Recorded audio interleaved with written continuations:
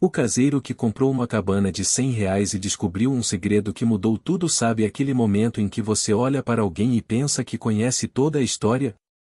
Pois é, foi exatamente isso que aconteceu com José da Silva, um caseiro de 52 anos que trabalhava há mais de 20 anos cuidando de uma fazenda no interior de São Paulo, perto de Itapetininga. Todo mundo na cidade pequena conhecia o José.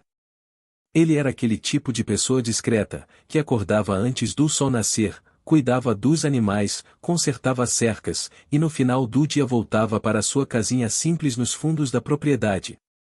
Mas em março do ano passado, algo mudou. José fez algo que ninguém esperava. Ele comprou uma cabana. E não foi qualquer cabana não. Foi uma estrutura velha, abandonada, que ficava escondida no meio de um terreno irregular a uns 15 quilômetros da cidade. E sabe quanto ele pagou? R$ 100. Isso mesmo, apenas R$ 100. Quando a notícia se espalhou pelo vilarejo, a reação foi imediata. As pessoas riram. Riram muito. Na padaria, no mercadinho, na praça principal, todo mundo tinha uma piada pronta. Olha lá o José, agora é empresário imobiliário, diziam entre gargalhadas. Comprou um palácio por R$ 100, deve estar planejando virar prefeito, comentava outro. Até o dono da fazenda onde José trabalhava soltou um sorriso de canto de boca e balançou a cabeça, como quem diz: o coitado, foi enganado. E olha, eu entendo a reação das pessoas. Porque quando você ouve que alguém comprou uma propriedade por R$ 100, a primeira coisa que vem na cabeça é: do que tem de errado com esse lugar? E realmente, à primeira vista, tudo estava errado com aquela cabana. A estrutura era de madeira podre, o telhado tinha buracos enormes, as janelas não existiam mais, e o mato ao redor estava tão alto que mal dava para ver a construção completa. Era, literalmente, um casebre que parecia estar a um vento forte de desabar completamente. Mas José não ligou para as risadas. Ele não ligou para os comentários maldosos. Ele simplesmente pegou suas ferramentas, colocou tudo na carroceria de uma caminhonete velha emprestada, e foi até a tal cabana. Sozinho. Sem alarde. Sem explicações. Agora, você que está assistindo, me conta uma coisa nos comentários: você já comprou algo que todo mundo achou que era loucura, mas você sabia que tinha potencial? Porque essa história do José me faz pensar muito nisso. Às vezes a gente vê valor onde os outros só veem ruínas. No primeiro dia, José apenas limpou o terreno ao redor. Cortou o mato, removeu galhos caídos, espantou algumas cobras que tinham feito ninho por ali. O trabalho era pesado, mas José estava acostumado. Ele era homem do campo, tinha mãos calejadas e uma determinação silenciosa que impressionava. Quando o sol se pôs, ele olhou para a cabana e pela primeira vez em muito tempo, sentiu algo diferente. Uma mistura de expectativa e nervosismo. No segundo dia, ele começou a trabalhar na estrutura. E foi aí que as coisas começaram a ficar interessantes. Ao remover algumas tábuas podres da parede externa, José percebeu que a construção era mais antiga do que parecia. Muito mais antiga. As técnicas de encaixe das madeiras, os pregos enferrujados artesanais, tudo indicava que aquela cabana tinha facilmente mais de 80 anos. Talvez até 100. José ficou intrigado. Quem teria construído aquilo? Por que em um lugar tão isolado? Ele conhecia a região como a palma da sua mão, mas nunca tinha ouvido histórias sobre aquela propriedade específica. Era como se ela tivesse sido esquecida pelo tempo e pela memória coletiva.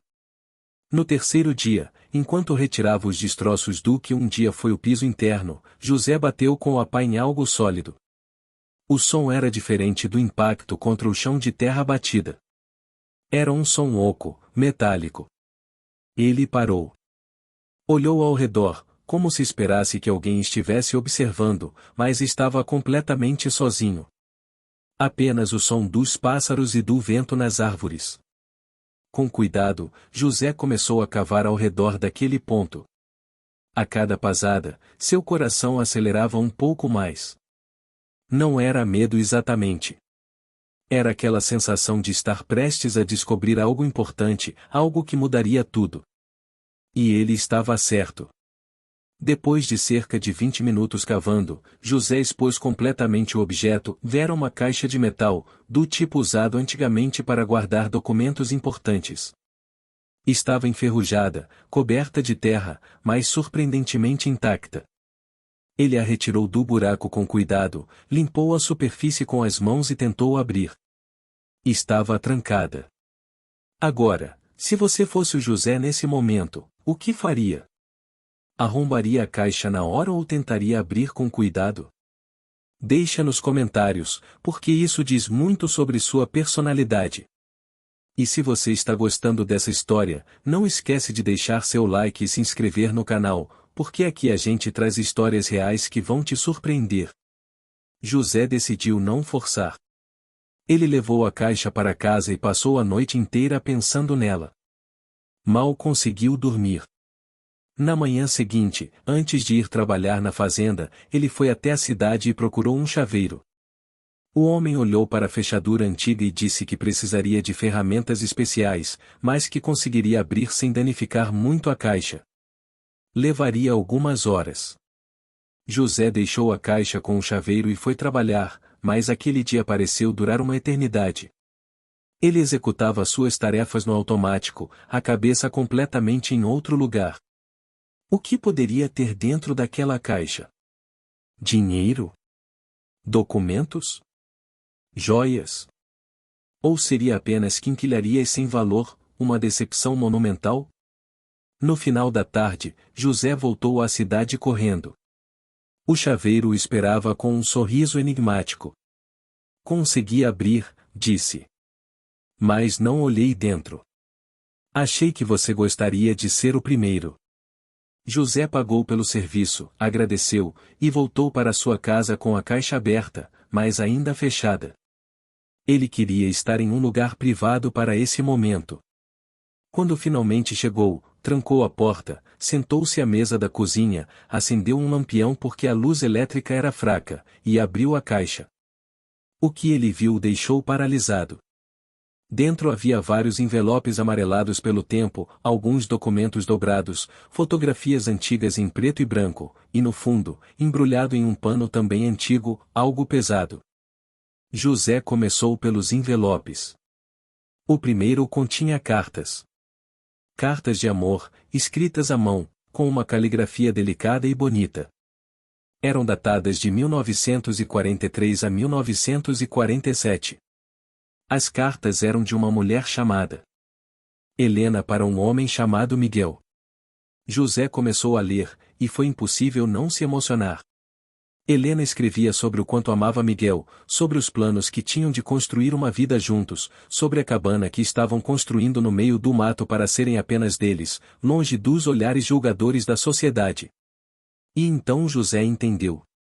Aquela era a cabana. Aquela era a casa dos sonhos de Helena e Miguel.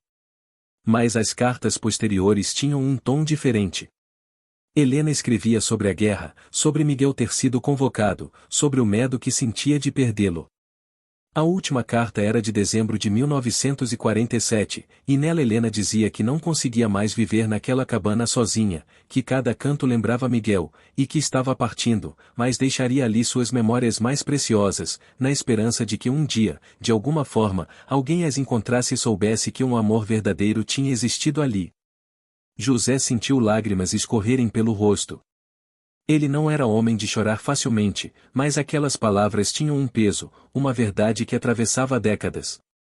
Ele abriu o segundo envelope. Eram documentos. A escritura original da terra. Certidão de casamento clandestino. Algumas fotografias de Helena e Miguel juntos, jovens, bonitos, sorrindo. E então José pegou o embrulho pesado do fundo da caixa. Desembrulhou com cuidado e quase deixou cair o que havia dentro. Eram moedas de ouro. Antigas. Dezenas delas. E junto, um pequeno bilhete, para nossa futura família. Para os filhos que nunca tivemos. Para o amor que nunca morreu. José ficou sentado ali por horas, tentando processar tudo. Aquelas moedas valiam dinheiro, certamente. Mas mais do que isso, elas eram a prova material de um amor, de um sonho, de uma vida que poderia ter sido mas foi interrompida pela guerra e pela crueldade do destino. Nos dias seguintes, José começou a investigar. Ele foi até o cartório da cidade, conversou com os mais velhos, procurou registros históricos. E descobriu a história completa. Miguel tinha de fato ido para a guerra, mas nunca voltou. Foi declarado desaparecido em combate em 1948. Helena esperou por anos, mas eventualmente partiu da região. Ninguém sabia o que tinha acontecido com ela depois disso. A cabana foi abandonada, o terreno esquecido, até que décadas depois foi vendido por uma ninharia a especuladores que nunca fizeram nada com a terra. E você, que está acompanhando até aqui, já parou para pensar em quantas histórias estão escondidas ao nosso redor? Quantos lugares abandonados guardam memórias que ninguém mais lembra? Isso me fascina. E se você também se fascina com histórias assim, compartilhe esse vídeo com alguém. Sério, essas histórias precisam ser contadas. José poderia ter vendido as moedas e embolsado uma boa quantia. As moedas foram avaliadas por um especialista em cerca de R$ 45 mil. Para um caseiro, era uma fortuna. Mas José fez algo diferente. Ele decidiu honrar a memória de Helena e Miguel. Com parte do dinheiro das moedas, ele restaurou a cabana completamente. Usou as técnicas originais, respeitou a arquitetura, transformou aquele casebre em ruínas em uma pequena casa de campo encantadora. E então, com a ajuda de um advogado da cidade que se interessou pela história, José iniciou uma busca por descendentes de Helena. Levou meses. Mas eles encontraram. Helena tinha uma sobrinha viva, uma senhora de 78 anos que morava em São Paulo capital. Quando José entrou em contato e contou toda a história, a mulher chorou ao telefone. Ela conhecia a história da tia Helena, mas nunca soube exatamente onde ficava a cabana ou o que tinha acontecido depois que Helena partiu. José convidou a sobrinha de Helena para visitar a cabana restaurada. Foi um momento emocionante. A senhora entrou na casa, tocou as paredes, olhou as fotografias que José tinha emoldurado e colocado na parede, leu as cartas que ele tinha preservado cuidadosamente. E então ela disse algo que José nunca esqueceria: você devolveu a dignidade à história deles. Você fez com que o amor deles importasse novamente.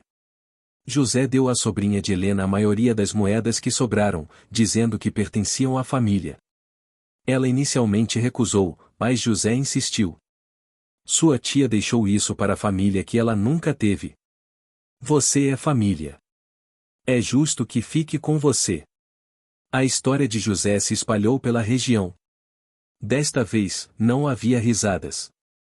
Havia admiração. O caseiro que todos zombaram tinha feito algo extraordinário. Ele tinha encontrado valor onde ninguém via nada. E mais importante, ele tinha feito a coisa certa, mesmo quando poderia ter feito a coisa fácil. A cabana hoje funciona como um pequeno memorial. A sobrinha de Helena doou as cartas e fotografias para que ficassem expostas ali, e a propriedade é ocasionalmente aberta para visitação. José continua cuidando do lugar, voluntariamente. Ele diz que sente que é seu dever, que de alguma forma aquela cabana o escolheu, e não o contrário. E sabe o mais interessante? José diz que aqueles R$ 100 foram o melhor investimento da sua vida. Não pelo dinheiro que as moedas valiam, mas pela experiência, pela história, pela chance de fazer algo significativo.